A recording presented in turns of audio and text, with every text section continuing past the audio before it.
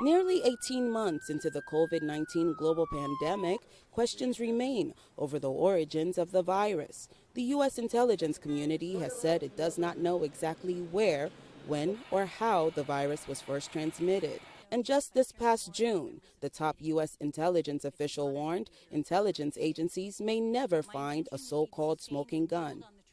But the issue has become a potent political topic in Congress. Most Democrats are waiting on the intelligence findings, but Republicans this month released a report advocating another theory on COVID's origins, one already rejected by U.S. intelligence officials, claiming there is paper trail that shows China's Wuhan Institute of Virology was involved with dangerous research, manipulating the virus's genetic code.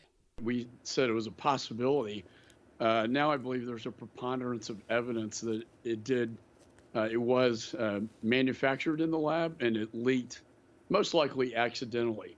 Republican Representative Michael McCall told VOA's Mandarin service the Chinese government is withholding important data on possible early infections in September 2019. Well, I think the WHO was very ineffective in warning the world about a global pandemic. They've been very ineffective in investigating this. At the end of the day, the answer from top scientists are sitting in the archives of the Wuhan lab itself that the PRC will not release publicly. Yet, while there is frustration with the way China has answered questions about the outbreak, the leading theory among many scientists is that the virus did in fact originate from a natural source.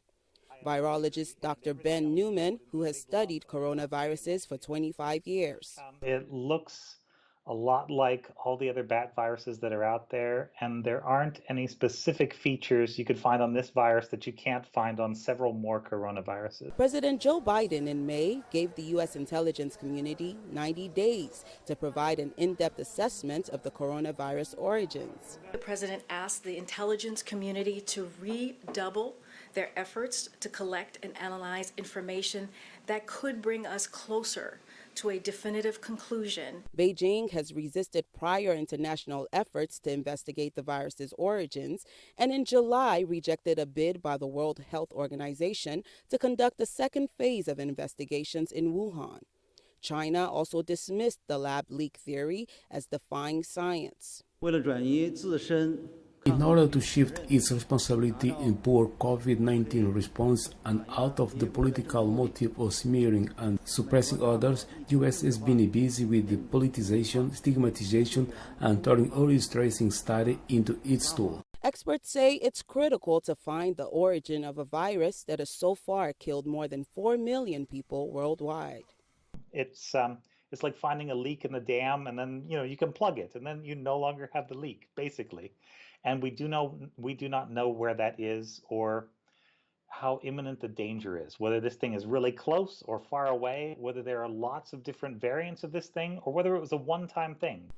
The U.S. intelligence community has said there is no available evidence that the virus was man-made or genetically modified. Jesus Simeoni, VOA News, Washington.